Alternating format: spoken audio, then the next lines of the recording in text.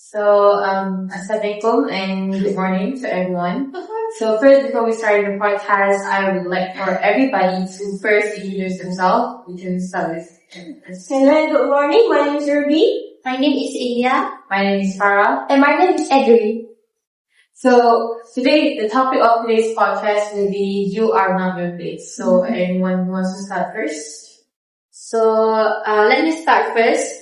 I would say that I wholeheartedly agree with the statement with "you are not your grades," because sometimes most people, they value material possessions to their identity or character. And this may lead with students to feel insecure or have low self-esteem when they have bad grades. So I think "you are not your grades" is definitely a significant statement. What about you? I think, by thinking objectively, I think the "you are not your grades," so like how grades does not define who you are.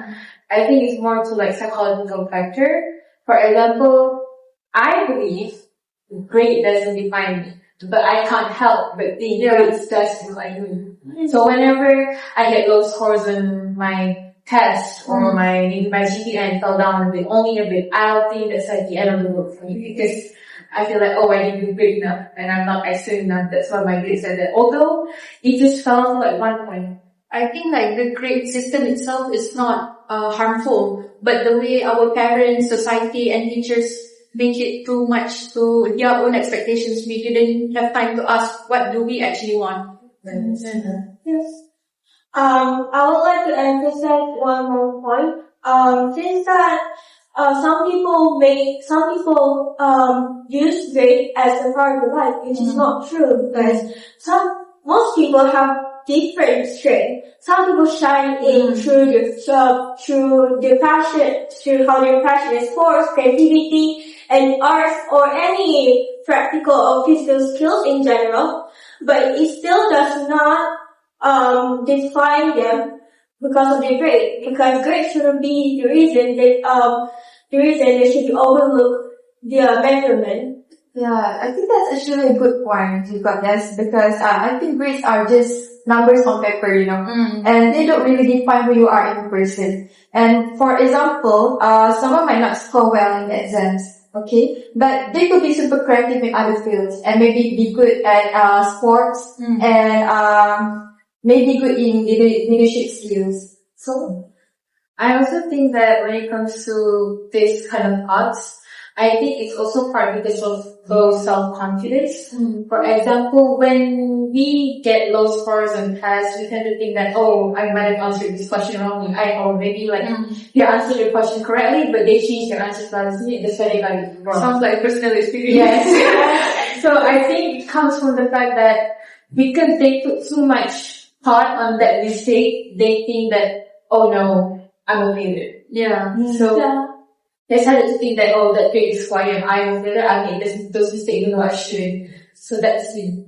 Yeah, that's why it falls into psychological factor, because sometimes when you look at your grade that you are not well performed, you will think your mind will spiral into the same interest mind for like a lot of time. Yeah, that's true. Because I feel like of course, it's good to be dwelling on your mistake, but if you dwell too much on your mistakes, you won't be able to learn from those mistakes. Yeah.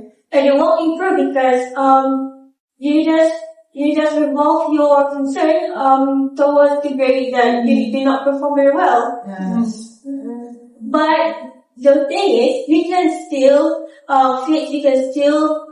improve from our mistake. Yeah, I think also grades, it's not entirely the grade system's fault. I think it's how people have perceived about the grade system. Because maybe if we change the perception that having an F doesn't mean that you fail your life or you fail your career, your job, employability, and so on. Maybe getting an F is just for you to try harder, or maybe there's room for improvement. There's also something I seen on TED Talk. Not TikTok, TED Talk.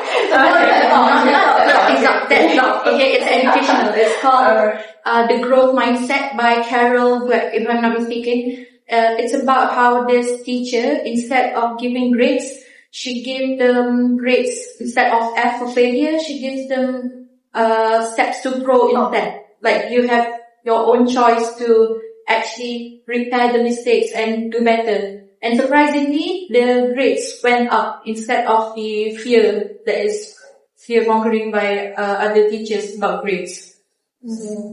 Yeah, I will say that sometimes we don't really care about the grades, but our environment, right? Yeah, Our parents and our friends, and we tend to compare our grades with our friends, and that make us feel pressure. That's true. And some people will adopt that and use it as how they perceive the grade generally, because some people they define what grades are, and then sometimes we will accidentally will follow and perceive the grade as the most important part of our life. Yeah, and then like more parents or teachers, when they introduce us to their peers or colleagues or other people, they would say, oh, this person gets straight A's. Not like, oh, this person is actually kind, or maybe she has good, positive attributes about them. It's only about grades mostly, especially for students. Yeah, that's It's all true. about I do have those experiences.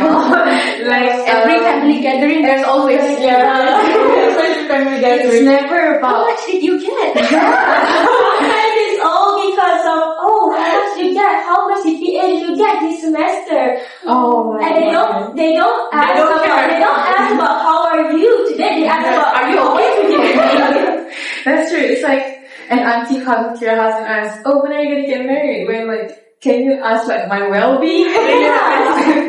But yeah, that's true. Because I do have experience as I was growing up.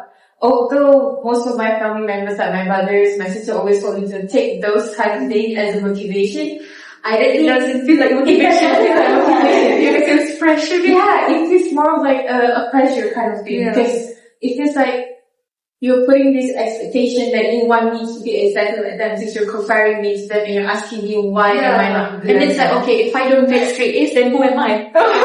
Because comparison is not a good criticism. So your At one mistake. point, I feel like people's life is not about being, oh, you're so kind, or you're so No, it's not that at all. No, it's not about so material. Yeah, it's more about, oh my God, you got straight A's, but you're such a smart person. Yeah. People will overlook of your grade more than your achievement and how the effort that you have made to the society. Yeah, that's true. Yeah.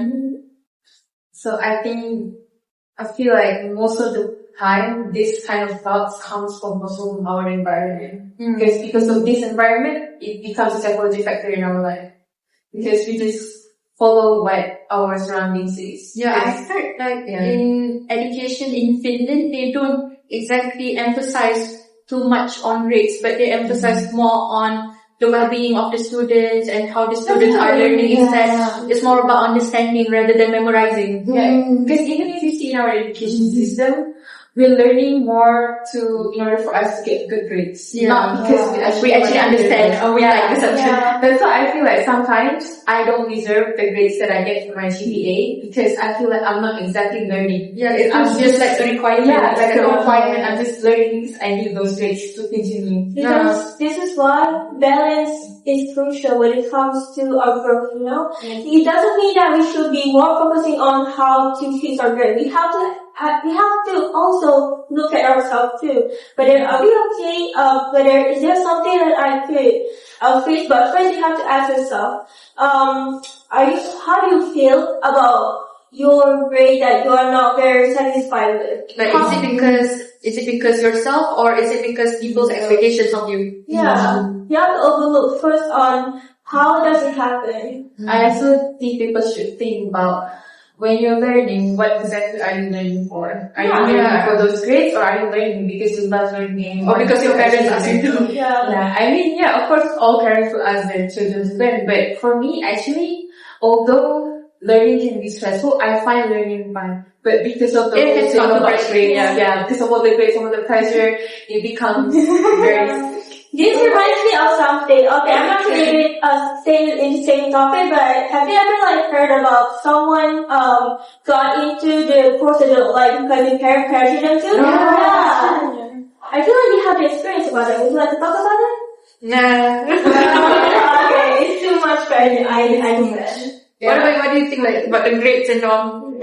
I think it's basically it's up to us whether we want to judge ourselves or not, because it's we know ourselves better than others, right? Yeah. Okay. Yeah. And if we work hard for it, then we know what exactly we will get in the future. So I think I also agree with the statement that grades doesn't define that who you are. Yeah, you are not your grades, but at the same time, it doesn't mean that you don't have to care about grades at all. It's good to have good grades, but don't let it to the point that it will affect your mental and physical well-being. Yes. That's Okay. Any last words, guys? Or maybe suggestions? Grades is just a measurement, not a part of your life. Okay. I think for my suggestion, you probably just calm down. Like first, just look at what you're trying to go for. Okay, like calm down. I know maybe you are maybe like Ruby said, maybe right now you're learning the course that you're not choosing for. Maybe your parents chose it for you, but maybe there's in Malay, hikmah in there. Yes. Every cloud there's a silver lining.